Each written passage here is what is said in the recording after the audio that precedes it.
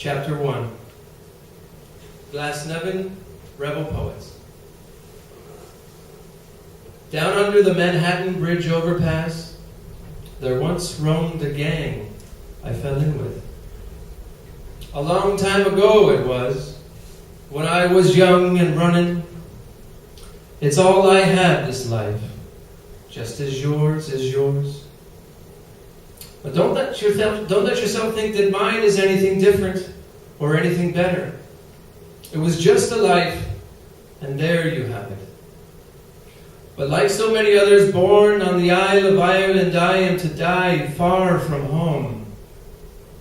Though such a grief has since let me alone, as bitterness only cuts deep into the bone, I am at ease with it at my age. But to go away with all these memories, well, I rush them out here for you to breathe them in. To read with your senses as I lay here in the brood of the night, broad awake to recite my beads, not so dutifully. Because when dying, it's no longer duty, is it? It's prayer.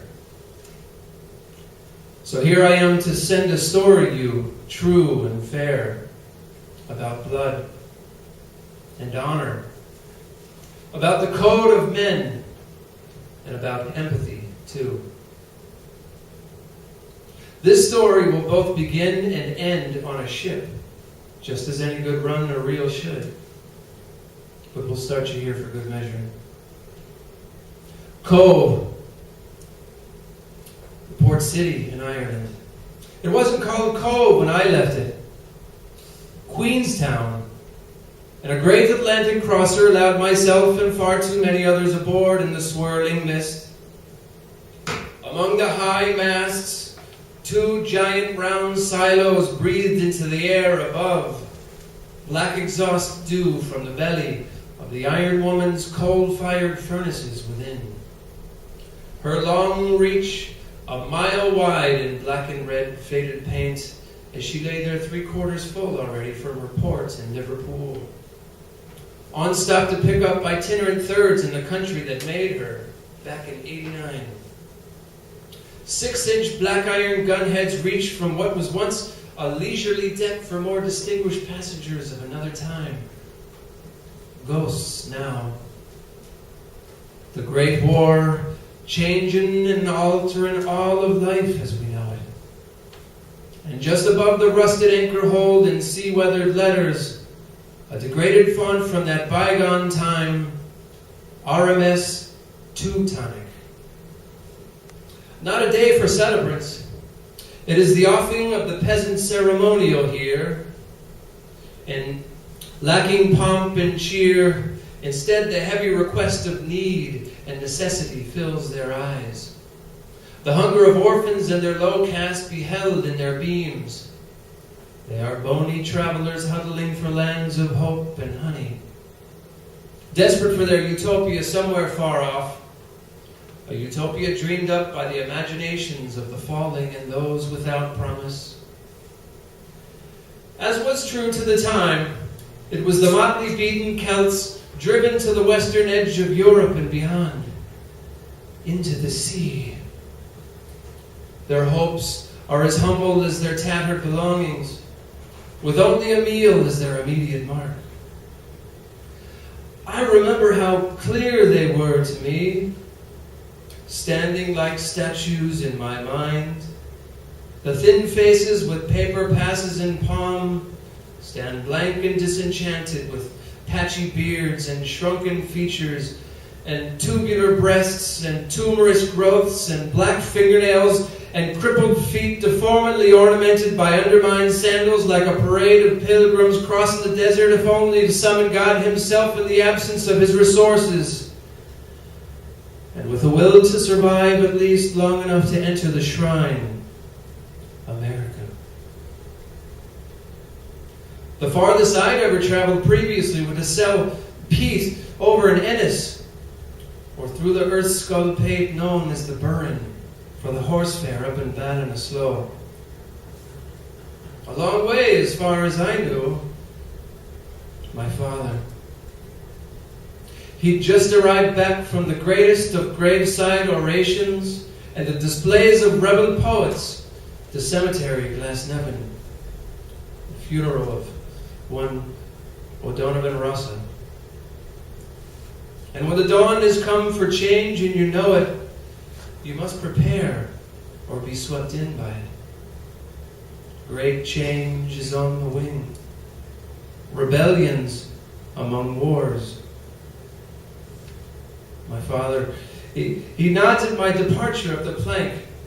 A simple handshake, and I am gone to life by him as he turns back into the land.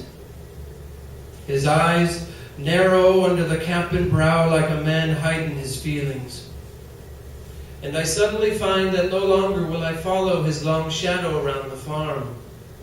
Turf creel on his shoulder, the scent of gorse in the air. Older by a year, my brother Timothy tips at me nervously. Mother and two sisters stayed back in Clare, having said goodbyes there, to leave the men for the day's ride through the countryside, out in the long hills and stretches of rock-strewn fences, where old and forgotten territories are marked like dead dog's piss and aged farm hay. My mom. She is tear-smirched in the doorway,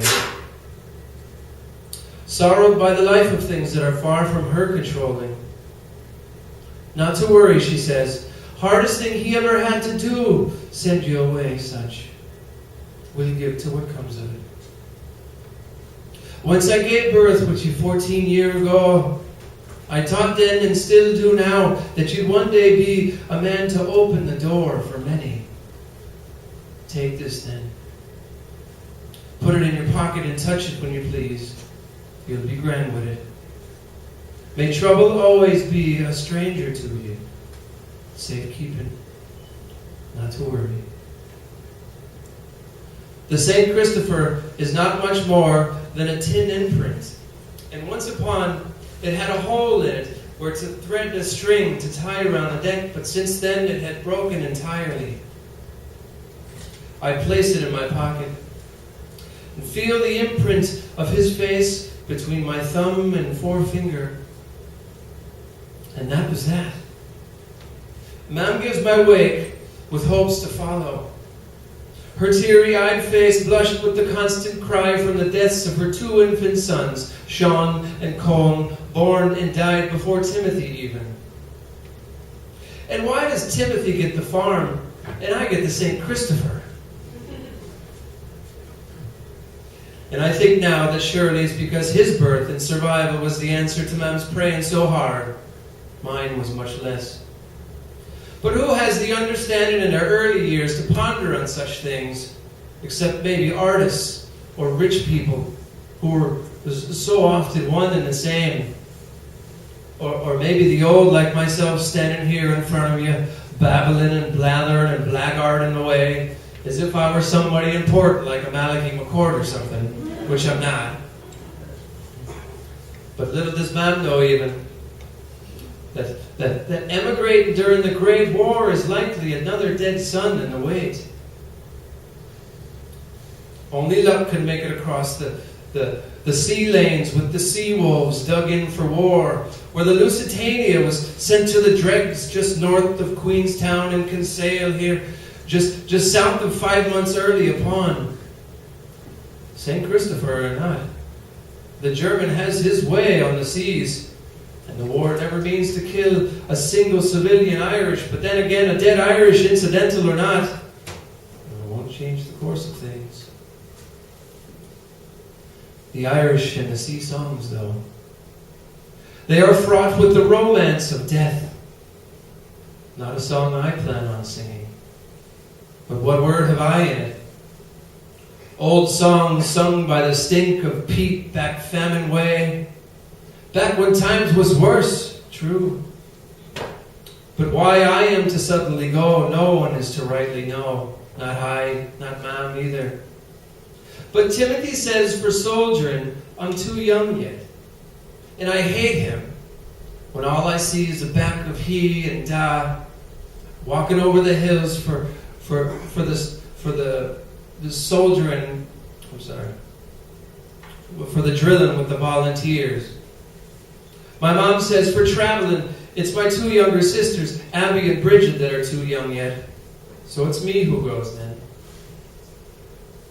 When you can rub your own 2 coins together, boy, then you can elect your destination, says my dad, who with one arm pulls down the black thorn from its chimney home, that he and I and Timothy too go through the countryside for the country train in the port city solemnly, out from the farm, out to the world with me.